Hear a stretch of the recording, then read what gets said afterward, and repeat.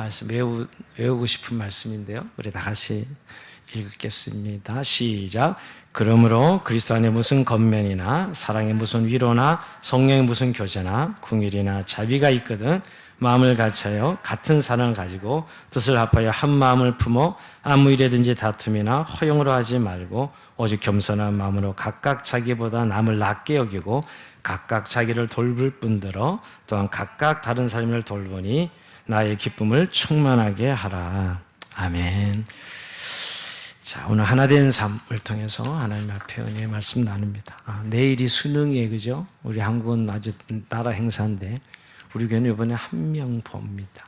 예, 저 수연이가 고3 중인 우리 이번에 고3이 3명인데 시험은 한 명에 위해서 기도 계속 해왔는데 내일 시험 잘 치를 수 있도록 기도해 주면 좋겠습니다. 자, 이제 오늘 드디어 1장이 끝났는데요. 원래 성경은 장절을 나눈 것은 후대 사람이 나눈 거예요, 그죠? 엄밀히 말하면 원래 그냥 쭉 긴 글인데 장절을 나눈 거죠, 후대 사람들이. 그러니까 항상 2장에 왔으면 1장과 연결이 됐다고 생각해요. 우리 지난주에 복음에 합당하게 생활하라. 자, 복음에 합당하게 생활하라가 지금 가장 큰 주제인 거죠, 여러분. 쭉 1장에 인사, 감사, 기도, 그 다음에 간증, 사적인 어떻게 보면 자기 개인적인 간증을 통해서 빌립보 교인들을 위로하고, 그리고 겉면이 뭐냐면 복음에 합당하게 생활하라. 그런데 그것을 지난주 한 3가지로 하겠죠, 그죠? 우선 한 뜻으로 복음의 신앙을 협력하는 것, 이게 첫 번째고, 두 번째가 아무래든 일에든 대적하는 자를 위해 두려워하지 않는 것, 이게 두 번째였어요. 세 번째, 너희가 은혜를 받은 건 고난을 받기야 합니다 라고 했는데 결국 2가지로 요약할 수 있어요. 하나는 복음 신앙을 위해서 협력하는 것, 그것이 이제 2장 전체의 내용이고요. 이제 그리고 두 번째, 대적하는 자를 두려워하지 말라 하는 것이 3장 전체를 내용이에요. 이렇게 구조가 되어 있습니다. 그래서 결국 오늘 복음에 합당한 삶을 사는 것은 한 뜻으로 복음의 신앙을 협력할 줄 알아야 된다는 거예요. 그래서 2장이 협력하는 것에 대해서 협력하는 것. 그래서 그 협력의 가장 중요한 첫 번째가 하나 되어야 된다. 하나 되어야 된다. 정말 저는 오늘 말씀 준비하면서 요즘 우리 교회 공동체가 정말 필요한 말씀이 이 본문이에요. 이 본문 매주마다 반복해서 해야 되지 않나. 오늘 제가 그런 감동을 받았는데요, 사실은. 정말 오늘 교회가 복음에 합당하게 생활하는 것은 제일 먼저 결국 하나 되는 것이에요. 하나 될 때 복음에 합당하게 신앙생활하는 것입니다. 여러분 에베소서도 그랬던 거 아시죠? 1장, 2장, 3장이 쭉 그냥 교리에 대해서 말씀하다 4장 딱 그러므로 하면서 시작하는 게 하나 되게 함을 힘써 지키라 하는 것이 제일 먼저 나와. 제일 먼저 나와요. 여기도 이 구조가 비슷하죠. 근데 오늘 본문을 결국 이 4절 짧지만 결국 우선 이 하나 되는 공동체에 뭐가 필요하냐 하면 우선 영적 경험이 풍성한 삶을 사는 거예요. 교회 공동체가 영적 풍성한 삶을 살면 그 은혜가 충만해서 주님의 기쁨이 되는 삶을 살기로 결단한 것이 필요하다고 말씀하고 있어요. 한마디로 이렇게 교회가 은혜가 충만하면 하나님께서 기뻐하시는, 즉 주님께 기쁨이 되는 그런 삶을 살아갈 수 있다라는 것이죠. 그러니까 이렇게 주님이 기뻐하시는 삶의 가장 중요한 요소가 하나 되는 삶이라. 하나 되어서 협력하는 것이다 라고 이야기하는 것입니다. 그래서 오늘 이제 4절이 있는데 우선 1절이 교회에서 누릴 수 있는, 교회에서 체험하는 영적 경험에 대해서 말씀하고 있고요.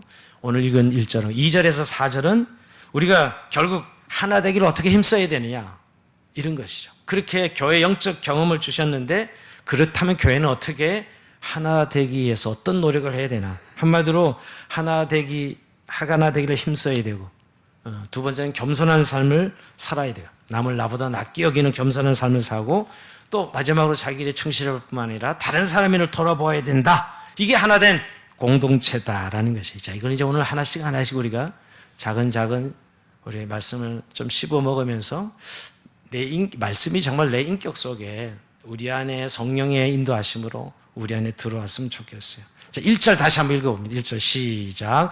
그러므로 그리스도 안에 무슨 겉면이나 사랑이 무슨 위로나 성령이 무슨 교제나 궁일이나 자비가 있거든. 자, 여기서 한번 밑줄을 쳐보면 그리스도 안에 무슨 겉면이나가 하나죠. 그 다음에 두 번째 사랑이 무슨 위로나 두 번째죠. 성령의 무슨 교제나, 이게 세 번째죠. 네 번째가 긍휼이나 자비가 있거든, 이게 네 번째입니다. 원문에는 보면 여러분, 만약에는 접속사가 명사로만 4번 반복되어 있어요. 그래서 성경학자들이 이걸 해석할 때 없는 것을 가정하는 말씀이 아니라 있는 것을 긍정하고 있다고 해석하는 것이죠. 즉 있었으면 좋겠다는 것이 아니라 교회는 이런 것을 가지고 있다는 거예요. 교회가 뭘 가지고 있다고요? 그리스도 안의 겉면, 또 사랑의 위로, 또 성령의 교제, 긍휼과 자비를 교회가 가지고 있다는 거예요. 그렇게 말하고 있는 것이. 그러니까 교회 안에, 너희 안에, 이미 빌립보 교회 안에 이것을 가지고 있다는 거예요. 그래서 이렇게 해석해서 2절과 연결해서 해석하면 너희에게 그리스도 안에 어떤 겉면이 있지 않느냐, 사랑의 어떤 위로가 있지 않느냐, 성령의 어떤 교제가 있지 않느냐, 긍휼이나 자비가 있지 않느냐, 그렇다면 너희는 마음을 같이 해야 된다, 이거예요. 좀 정확하게 번역을 하자면, 원문을 좀 더 정확하게 번역하면, 그 사람이 어떻게 말하는 의도를 잘 읽어내야 되잖아요. 바울이 편지를 썼을 때 어떤 의도로 썼냐, 우리 나름대로 해석하는 게 아니라, 그죠? 그러니까 너희에게 그리스도 안에 겉면이 있지 않느냐, 사랑의 어떤 위로가 있지 않느냐, 성령의 어떤 교제가 있지 않느냐, 긍휼의 자비가 있지 않느냐, 그렇다면 마음을 같이 해서 같은 사랑을 가지고 뜻을 합하여 한 마음을 품어야 한다라고 탁 2절에 도장을 찍는 것이죠. 그러니까 너희가 교회 공동체 안에서 이처럼 풍성한 영적인 은혜를 누리고 있다면 당연히 공동체는 한 몸이 되어서 한 방향 나가도 힘을 써야 된다는 것이에요. 여러분, 교회가 영적인 축복만 받고 그리고 정말 교회 공동체에서 아무것도 안 한다면 이건 교회가 아니라는 것이죠. 우린 받을 은혜만 자꾸 생각해요. 지난주에도 너희가 은혜를 주신 것은 고난받게 하기 위해서 은혜 주셨다. 교회에 이런 영적인 은혜가 있는 것은 너희가 하나됨을 힘쓰라고 이런 은혜를 주셨다는 것이죠. 그러니까 1절 말씀은 그리스도인이 교회 안에서 하나됨을 이루어야 될 근거예요. 근거. 왜 하나 되어야 되느냐? 우리 교회는 이런 영적 경험이 있기 때문이다. 그리스도 안에 겉면이나 성령의 사랑의 위로나 성령의 교제나 자비나 긍휼이 있기 때문이라는 것이죠. 자, 여기서 네 가지 한번 좀 생각해 볼까요? 그리스도 안에 무슨 겉면인데, 이 겉면이라는 말이 참 어려운 말인데, 영어로 보면 이 파라클레시스라는 단어거든요. 자, 헬라어로 보면 파라클레시스인데, 여러분 파라클레시스는 좀 들어봤죠? 보혜사를 파라클레토스라 그래. 보혜사를. 그러니까 파라클레토스랑 보혜사에서 파생된 단어가 겉면이란 이 파라클레시스라는 단어예요. 쉽게 얘기하면 우리에게는 옆에서 우리를 돕는 분이 있다는 거예요.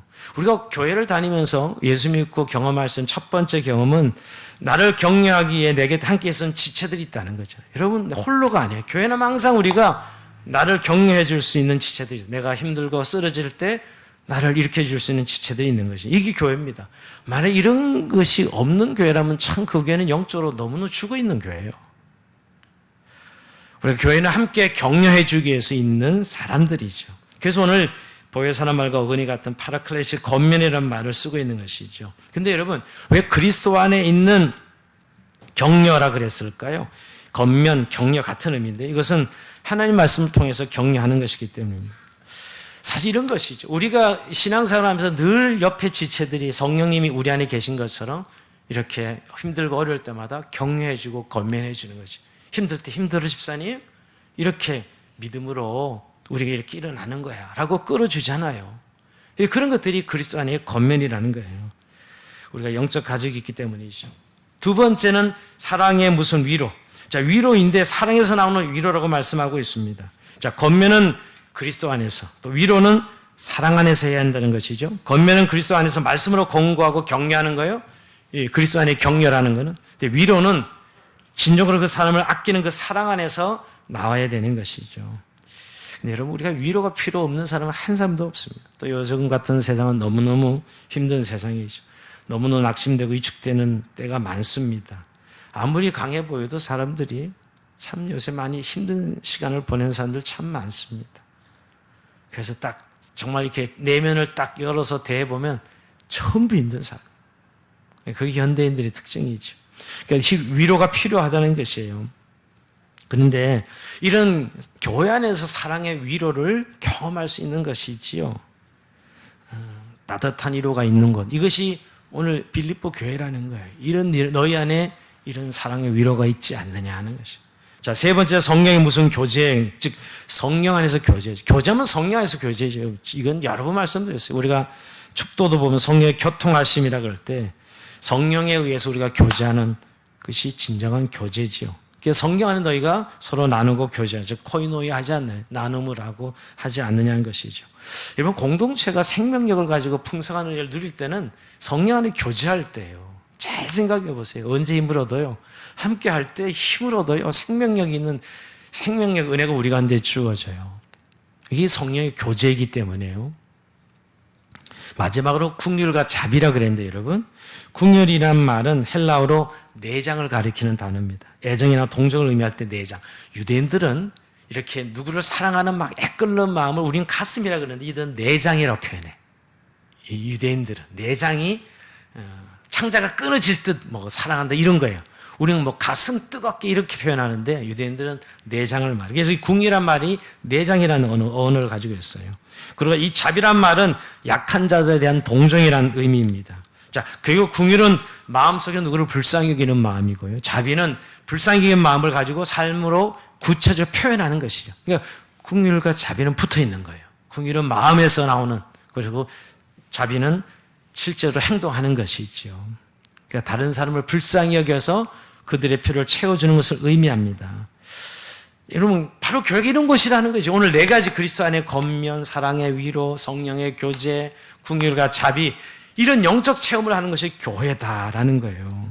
여러분, 교회가 무슨 건물, 조직, 시스템, 우리는 늘 교회 이야기할 때 숫자, 뭐 이렇게 구호, 이런 거 되게 좋아합니다. 한국 사람도 특히 그런 거 좋아하는 것 같아요. 그러나 정말 교제가 영적으로 풍성하고 부유한 이유는 그리스도 안에 격려가, 겉면이 있고 격려가 있고 사랑의 위로가 있고 성령 안에 교제가 있고 오늘 궁유로 자비겠다는 거예요. 이거 1절이 짧지만 너무너무 중요한 이야기를 하고 있어요. 교회 안에 우리가 가지고 있는 자산이 뭐냐는 거예요.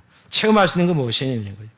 여러분, 초대교회가 그 핍박 속에서도 견디고 로마를 무너뜨린 그 원인을 따져보면 그 생명력인데 그 생명력이 어디서 나오냐는 거죠.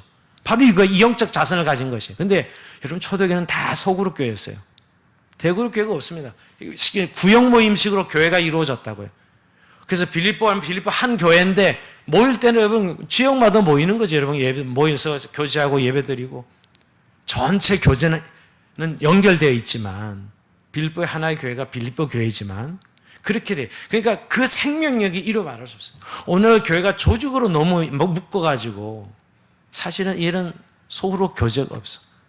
저희가 목장교회 시작하면 2002년, 2003년부터 제가 본 것은 교회 안에 정말 이런 영적 생명력을 가지려면 반드시 소그룹 교회가 있어야 된다. 우린 너무 대그룹 교회를 지향하고 있었거든요. 그래서 소그룹 교회죠. 오늘 이런 네 가지 내용들이 소그룹이 없는 교회에서는 불가능한 일이에요, 사실은. 거의. 제가 보기에는. 우리 목장교회가 이런 역할을, 그리스도 안에 격려와 사랑의 위로와 성령의 교제와 긍휼과 자비를 베푸는 일을 해야 되는 것이죠. 여러분, 우리 교회가 이 네 가지 영적 풍성함이 있습니까? 있지요. 있는데 다시 한번 좀 우리가 이것을 소중한 자산으로 여기지 아니하고 뭐 그냥 늘 있는 거 늘 있다는 것에 대해서 너무 우리가 감사하지 못해요. 진짜 없으면 얼마나 힘든데. 사람들은 늘 있으니까 소중한 걸 잘 모르는 것 같아요. 교회 나면 누구든지 볼 수 있고 내 말할 대화의 상대자가 있고 교제할 수 있고 기도 부탁할 수 있고, 여러분, 이런 것들이 얼마나 중요한 교회의 영적 자산. 그게 교회죠, 여러분. 그게 교회죠. 그러니까 오늘 먼저 1절에서 바울은 너희가 이런 네 가지 영적 경험을, 영적 자산을 가지고 있는 교회이지 않느냐라고 먼저 이유를 밝힙니다. 즉, 그러니 너희들은 기쁨이 되는 주님에게 기쁨이 있는 공동체가 되어야 한다. 오늘 이 원문을 보면 여러분 2절에 4절인데 4절에 보면 나의 기쁨을 충만하게 하라. 이 나의 기쁨을 충만하게 하라가 4절에 나오는데 원문에는 2절 시작할 때 가장 먼저 나와요. 이게 나의 기쁨을 충만하게 하라가 제일 먼저 나와. 2절에 원문을 보면 말이에요. 우리 번역에는 4절에 나와 있죠. 그죠? 즉 교회가 하나 되어 협력하는 공동체가 되려면 주님의 기쁨을 위해 살아가는 공동체가 되어야 된다는 말씀이에요. 그러면 어떤 삶이 주님에게 기쁨이 되는 삶이냐? 이제 이게 2절, 3절, 4절 나와요. 어떤 삶이 그럼 주님 앞에 기쁨이 되는 삶이냐? 2절이 무슨 삶이죠? 하나 되게 힘쓰는 삶. 3절은 겸손한 마음으로 자기보다 남을 낮게 여기는 삶. 네 번째 4절은 다른 사람을 돌아보는 삶. 이것이 바로 주님에게 기쁨이 되는 사람이에요. 즉 1절에 너에게 이런 삶의 영적인 부유함이 있으니 너희가 주님의 기쁨이 되는 삶이 되어야 된다. 우리말로 쉽게 넓게 하나님께 영광을 돌리는 삶이 되어야 된다. 그러기 위해서는 하나 되기 위해서 힘써야 되고 겸손해야 되고 이제 다른 삶을 털어보는 삶을 살아야, 즉 하나 된 삶을 살아야 주님에게 기쁨이 되는 삶이다 라고 지금 권면하는 거죠. 자, 그래서 먼저 이제 하나 되기를 힘쓰는 공동 2절입니다. 2절 같이 한번 읽어봅니다. 시작. 마음을 같이하여 같은 사랑을 가지고 뜻을 합하며 한 마음을 품어. 자, 이것도 네 가지 줄 쳐보세요. 마음을 같이하여 하나, 두 번째 같은 사랑을 가지고, 세 번째 뜻을 합하여, 네 번째 한 마음을 품어. 자, 이 네 가지가 나오는데 제일 먼저 마음을 같이하라 그래요. 자, 하나 되는 것 제일 먼저 마음을 같이 해야 되죠. 같은 생각을 가져야 돼요. 여러분, 교인들이, 성도들이 같은 이 마음을 갖는 게 뭘까요, 여러분? 같은 마음을 가지자 해서 가져져요? 아니요, 사실 가치관이 같아야 돼요. 가치관이. 우리가 왜 성경 공부합니까? 왜 말씀 공부하죠? 말씀 공부로 우리의 가치관을 조정해야 해요. 사람들이 왜 그렇게 사냐고 물어보면 여러분, 그 가치관대로 사는 거예요. 자기가 중요하다고 생각하는 대로 사는 겁니다, 여러분. 그러나 우리가 성경을 배우면 하나님 말씀으로 우리의 삶의 목적, 우리의 삶의 가치들이 바뀌잖아요. 만약에 안 바뀌었다면 아직 중생한 게 아닙니다. 교회를 다니는 것이지. 하나님 중심으로 삶이 바뀌잖아요. 이 바로 마음을 같이 하는 거예요. 그러니까 저는 사실은 교회가 그냥 마음을 같이 합시다 한다는 이게 뭐 정적인 의미가 아니에요. 사실은 마음을 진짜 같이 하려면 말씀 공부를 통해서 우리의 삶의 가치관이, 목적의식이 같아야 되는 것이죠. 그래야 같은 마음을 같이 할 수 있습니다. 자, 두 번째, 같은 사랑입니다. 자, 마음을 같이 하는 거, 사랑을 같이 하라. 이건 뭘까요? 사랑을 같이 하는 건 뭘까요, 여러분? 이것도 여러 가지로 생각해 볼 수 있는데, 누구만 일방적으로 사랑하고, 누구는 주기만 하고, 누구는 받기만 하고, 이런 사랑은 없어요. 교회에서 사랑하는 건 서로 사랑이야. 서로 사랑. 근데 어떤 사람은 사랑하고 어떤 사람은 미워하고 이런 사랑은 안 돼. 여러분, 우리가 주님이 세계명을 주실 때는 서로 사랑하라. 서로 자를 붙이면 서로 사랑하라. 너희가 서로 사랑하면 이로써 너희가 내 제자인 줄 알리라. 이게 가장 우리가 그리스도인 된 증표거든요. 십자가 목걸이 아무리 달랑달랑 달고 다니면 뭐예요? 사랑이 없는 걸 그리스도인으로 보지 않는데요. 오늘 우리 주님은 우리가 정말 사랑할 때 너희가 그리스도인이구나. 그러니까 서로 사랑하는, 그래서 같은 사랑인 거예요. 예수님의 사랑으로 나도 서로, 너도 서로, 그렇게 서로. 근데 누구는 사랑하고 누구는 미워하는 것은 사랑이 아니에요. 여러분, 사실은 저는 교회가 사랑꾼들이 모인 것이 교회예요. 왜냐하면 주님이 그렇게 내가 너희를 사랑한 것 같이. 그 주님을 사랑을 받았다면 우리도 너희가 서로 사랑하는 건 너무 마땅한 거예요. 요한일서에 보면 내가 너를 사랑한 것이 너희도 서로 사랑하는 거예요.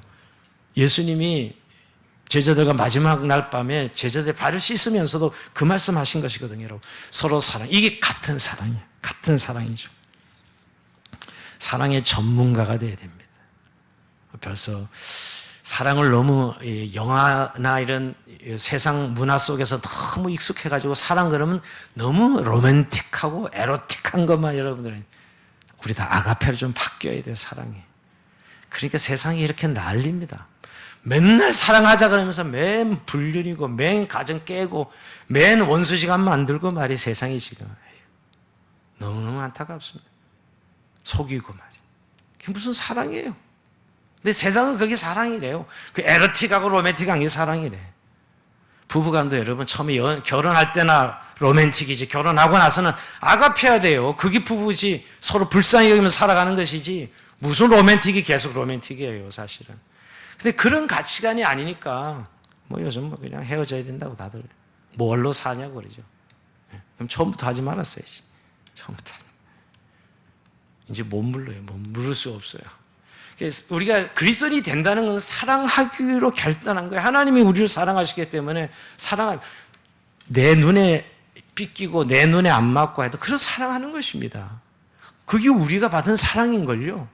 그래서 오늘 같은 사랑이라고 표현하고 있는 거예요. 자, 세 번째, 뜻을 합하라고 이야기합니다. 이건 호흡을 같이 하라는 것입니다. 한마디로 서로의 뜻을 합치는 것입니다. 이게 참 어려워요. 서로 자기의 뜻을 간절시키려 하는데 양보하고 뜻을 하나로 만들라는 것입니다. 우리는 뭐 의논해서 이렇게 하나 되는 거 쉽지 않은 것 같아요. 의논하면 더 자기 것이 뚜렷해져. 그리고 막 의논하다가 자기 것이 관철 안 되면 그냥 팩 틀어져 가지고 더 이상 이야기 안 하고 그냥 자기 할 대로 해. 그럼 뭘로 의논하자 그런 거야 도대체? 의논 하나로 관철시키려고 의논하자고 모여놓고는 싸우기만 하고 다음 그냥 헤어져서 자기 할 대로 하는 거예요. 그냥 공동체가 남은 알 리가 없죠, 여러분. 정치인들이 이야기하는 겁니다, 제가. 하도 답답해서. 조정했으면 인정하고 그 하나대로 그 모은 뜻대로 회의록에 기록된 대로 해야 되잖아요. 그렇게 의논했으면. 그렇게 안 하고 결국 자기 생각대로 가서 하는 거예요. 오늘 같은 뜻을 가지는 그거예요. 마음을 같이 한다는 건. 한마디로 저는 같은 뜻을 가진다는 건요, 양보하는 거예요. 내 고집과 내 뜻을 양보하는 거예요, 사실. 그게 같은 뜻으로, 같은 뜻이에요. 자, 마지막 한 마음을 품으라고 했는데 아까 그거랑 같지 않아요? 한 마음을 품으라는 것과 이 마음을 같이 하는 거가 뭐가 다르지? 한 마음을 품으라?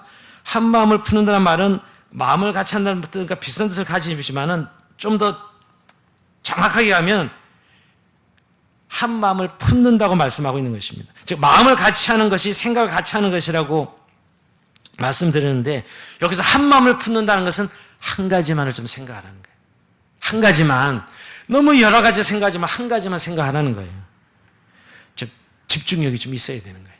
그런 의미에서 한 마음을 품으라. 아까 같은 이 생각, 마음을 같이 하는 것과 한 마음을 품은 거랑 같은 말이긴 하지만 좀 더 차이가 있다면 한 가지 목적, 한 가지 생각으로 집약해야 되죠.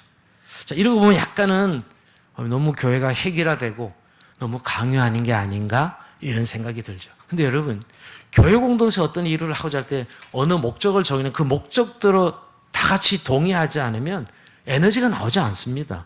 여러분 어떻게 다 그 목적이 다 다른 생각을 가지는데 뭘 하나됨을 말할 수 있어요? 여기서 오늘 분명한 목적의식을 가지자는 겁니다. 예를 들면 교회가 삼신의 감사 비전을 어떤 비전으로 하나님께서 목사를 통해서 그 비전이 선포되면 그 목적이 하나의 마음을 모으고 뜻을 하나로 해야 되는데 뭐 나는 이게 더 중요하다고 생각해. 나는 이게 더 중요하다고 생각해. 이러면 교회는 에너지가 함께 모아지지 않죠. 결국 산으로 가는 겁니다.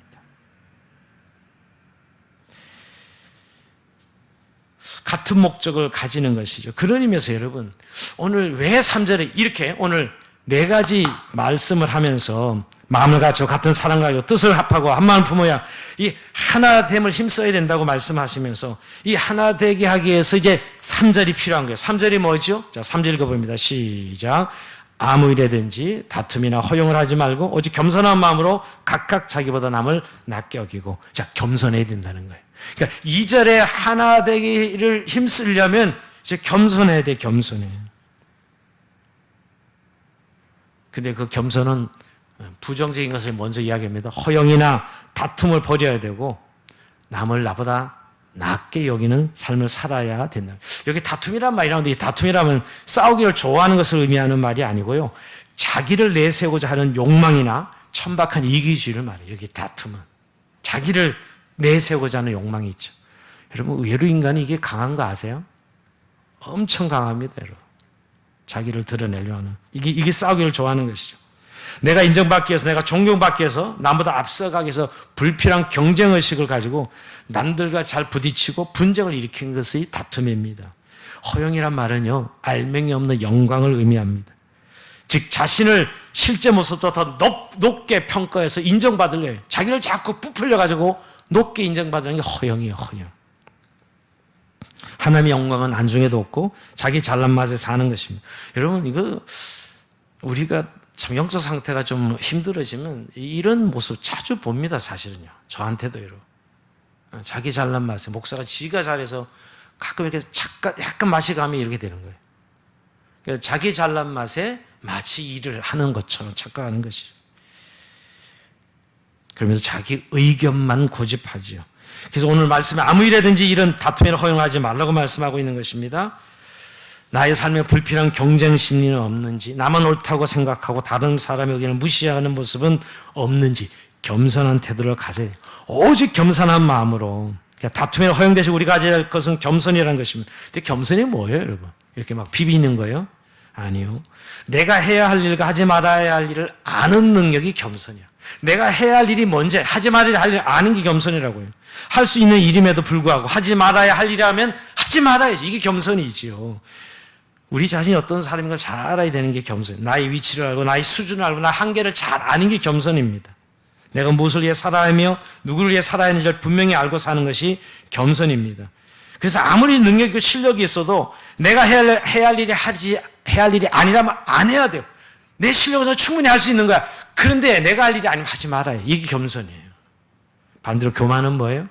자기 자신을 고급 인력으로 생각해서 나만 중요한 일을 하고 나만 항상 대표고 내 말이 항상 맞아야 되고 내 뜻대로 가야 돼. 이게 교만인 겁니다. 교만이지. 그래서 항상 두드러진 자리에서 인정받기를 원해. 이게 교만한 사람이죠. 그래서 항상 이런 사람은 빛이 안 나면 일 안 해. 누가 알아주지 않으면 일 안 해. 이게 교만한 사람이에요. 누가 알아주지 않으면 일도 안 하고 자기 할 일인데도 불구하고 안 알아주거든. 박수도 안 쳐주거든. 그러면 이게 교만한 사람이에요. 그래서 오늘 겸손한 마음으로 각각 자기보다 남을 낮게 여기고, 낮게 여겨야 되는데 이 지읒이 중요한데 낮게 여기고, 아니 이 시읒이 중요한데 이 지읒으로 바꾸세요. 남을 낮게 여기고. 완전 뜻이 반대가 돼요. 낮게 여기면 안 되고 낮게 여기죠. 나보다 남을 낮게 여기고. 참 우리가 남을 낮게 여기는 것까지 가야 겸손인데 여러분 어때요? 남을 정말 낮게 여깁니까? 그를 인정해 세워줍니까? 근데 우리는 남의 약점을 이렇게 파악하는 데는 대단한 은사가 있어요. 근데 다른 사람의 장점을 파악하는 은사는 별로 없어요. 이게 인간의 아주 최대 약점입니다. 그러니까 남을 볼 때 그 사람의 단점은 벌써 탁 보자마자 10가지가 탁 와. 그 사람의 장점은 아무리 봐도 안 나와. 여러분 그래서 오늘 나보다 남을 낮게 여겨야 되거든. 이래야 이게 뭔가 하나가 겸손이 나오는데 아이고 그냥 벌써부터 약점부터 다 이렇게 파악이 되는 거예요. 이래서 힘든 것이죠. 여러분 우리가 훈련해야 돼요. 그래서 장점을 보는 훈련, 칭찬하는 훈련을 해야 돼요. 남에게 있는 장점을 봐야 되는 것이죠. 특히 부부간에 있어서도 마찬가지예요. 평생을 사는 부부간에도 내 남편과 내 아내의 장점을 볼 수 있어야 되는데 그냥 단점을 어찌 그리 예리하게 파악하고 예리하게 이야기하는지요. 여러분 내 남편하고 그렇게 함부로 내 단점, 내 아내라고 함부로 그렇게 말해서는 안 되는 것들인데 그냥 막 말을 하는 것이죠. 오늘 이게 겸손해요. 정말 나보다 남을 낮게 여기는 이 겸손 말이에요. 그래야 하나 되는 삶을 가능하다는 것이에요. 자, 그래서 오늘 2절에서는 하나 되는 삶을 말하고 3절에서는 겸손한 삶을 이야기하고 있어요. 이제 4절 더 나가는 게 이제 더 나가서 다른 사람의 필요를 채워주는 데까지 가야 돼. 이래서 진짜 하나 되는 삶입니다. 4절 같이 읽어봅니다. 시작. 각각 자기 일을 돌볼 뿐더러 또한 각각 다른 사람들의 일을 돌보아 나의 기쁨을 충만하게 하라. 자, 여기 보면 우선 다른 사람의 일을 돌아보아 전에 그 전에 뭐가 있죠? 먼저 자기를 돌아봐야 돼.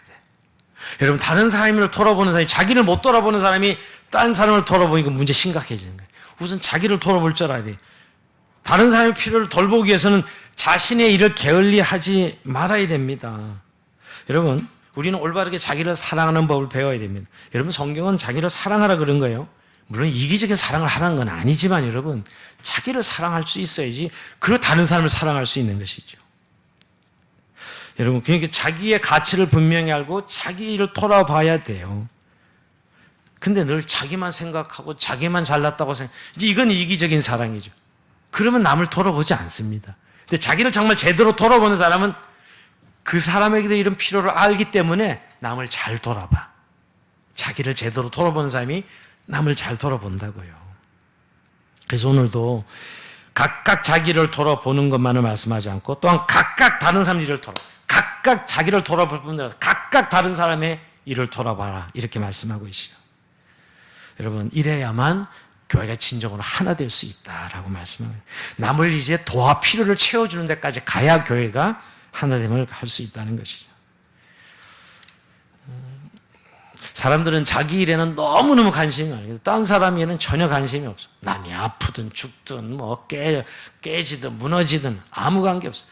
요새 이런 사람은 공감 능력이 없는 사람으로 사회에서도 매장당하죠, 그죠? 뭐 정치인들에서 맨날 공감 능력이 있는 누구누구 뭐 계속 나오는데, 여러분 뭐 그렇게까지 갈 게 아니라 우리 공동체 안에서 우리가 형제 자매들의 어려움을 보면서 나는 정말 마음이 쓰이는지, 그런 사람은 자기를 돌아볼 뿐은 남의 일을 돌아보는 사람이에요. 근데 신경도 안 써. 아무 관심도 없어. 뭐 이러든 말든 그저 내 할 도리만 잘하면 되지. 이제 이러면 이건 좀 심각해지는 거예요. 이건 그리스도인의 모습이 아닙니다. 여러분, 다른 사람의 어려움과 고난에 대해서 민감해야 돼요. 그래서 돌아볼 수 있는 데까지. 그게 자기를 돌아보는 일입니다. 이게 교회는 이게 공동체라고 말할 때 여러분, 나를 돌아보는 게 예수를 돌아보는 일이죠, 여러분. 하나님은 절대로 우리를 혼자서 살게 만들지 않으셨어요. 그래서 여러분, 섬김이란 건 여러분, 나를 성공하기 위해서 하는 것이 아니라 성공은 남을 잘되게 하고 남을 성공시키기 위한 것이 섬김의 삶이에요. 그러니까 결국 나의 성공이 중요한 게 아니라 우리 그리스도인의 섬김의 삶은 다른 사람을 성공시키는 거예요. 그래서 섬김의 삶을 말씀하고 있는 것이죠. 그래서 나의 기쁨을 충만하게 하라라고 말씀하고 있는 것입니다. 정말 남을 잘되게 하기 위해서 섬김의 삶을 살 때 하나님이 기뻐하시는 삶이라는 것이죠. 참 이런 오늘 설교가 참 오늘 묵상하면서 참 오늘의 시대 정신과는 너무 극입니다. 하나님, 우리가 이거를 정말 생각도 안 하고 살아갈 때 많습니다. 하나님, 왜? 내 할 도리도 못 해주고 나도 못 돌아봐서 이렇게 헉헉거리고 있는데 무슨 남을 돌아보겠습니까? 하나님, 제가 오늘 제 하나님 말씀 묵상하면서 내 삶도 이렇게 헉헉거리고 있는데요. 그러니까 많은 사람이 이 마귀가 주는 이 속삭임, 네 삶도 제대로 못 살면서 무슨 다른 사람까지 관심을 가져. 이게 마귀의 음성입니다. 사실은 하나님의 말씀대로 순종하면 하나님의 성령을 통해서 우리에게 그런 섬김의 삶을 살 수 있도록 해주시는 것이지 내게 능력이 있어서 하는 게 아니거든요. 그게 교회의 능력이고 하나님 교회에 부어주신 은혜죠. 여러분, 섬김의 삶을 살 때 하나님 우리에게 기쁨 되어주시고 우리가 하나님이 기뻐하시는 삶을 살아가는 것이죠. 그래서 공동체의 필요를 채워주는 삶, 섬김의 삶을 사는 사람이 가장 사실은 하나님 기뻐하시는 삶을 사는 거예요. 여러분, 에베소서도 4장이 제일 먼저 하나 되는 삶을 강조했고, 오늘 빌립보서도 여러분 협력하는 것을 제일 먼저 해요. 하나 되는 것을 제일 먼저 말씀하고 있는. 이 비밀의 원리가 요즘 잘 드러나지 못하는 것은 우리의 시대가 지독한 에고이스트, 지독한 이기주의입니다.